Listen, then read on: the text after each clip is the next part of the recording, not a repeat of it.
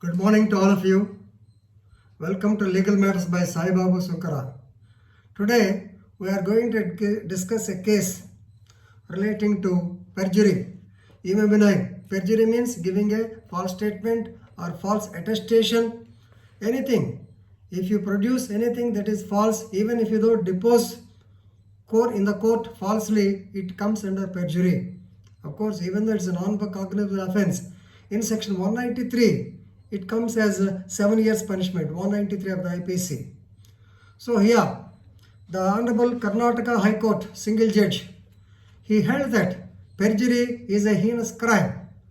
If you receive any complaints of perjury, it should not be deferred thinking that the matter is under trial. This is the main matter is under trial. Normally, they are under the impression that this perjury also can be decided later, not now. It is not correct as held by Karnataka High Court single judge. Krishna S. Dikshit. His name is Krishna S. Dikshit. So, while disposing the case of Dr. Praveen R. versus Dr. Arpita in WP number 19448 by 2015 on 31st August 2021. So, single judge Krishna S. Dikshit observed that complaints regarding perjury cannot be deferred or delayed by the courts because perjury is a heinous crime. How? You can easily understand by you will be clear if I tell you the case law.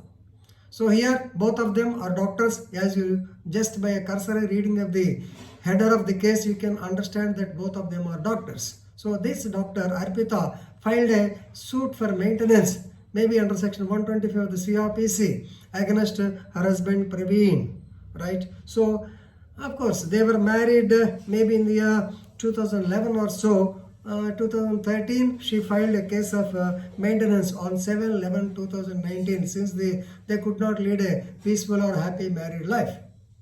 So here the point is, Dr. Praveen says that she is also a doctor, she is an earning member of the family, she earns because she is a professional, she is earning the money. But she said she doesn't have money and she cannot maintain herself. In her petition, she stated that she could not maintain herself as she is unemployed.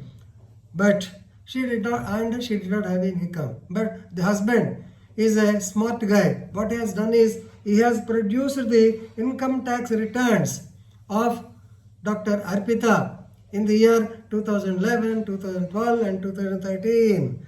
And also other connected document to show that she is a member of earning family. She is earning, that's all. So, but the trial court actually has asked the Honorable Court to take action against her under perjury under 193 IPC. But the trial court dismissed his petition on 6/12/2015 after 2 years, stating that the petition is premature. Let us conduct inquiry regarding the maintenance. How much you can give, how much she can earn, all these things. After that, okay, if she has filed false returns or if she has filed false statement, we will see. So that's why they have dismissed the order. So aggrieved by this, now he has approached the High Court to take some action.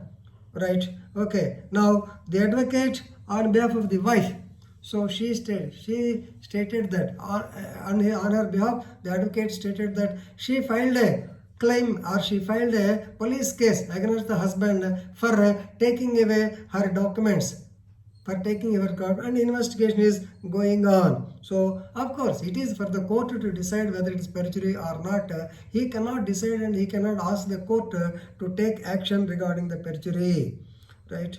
So here the Honorable High Court, after seeing the documents, is clearly stated that she did not file any objection regarding the IT returns. She did not say that IT returns are manipulated or they are false or things like that. Only thing is she has filed a case against the husband for bringing the IT returns into the court, right?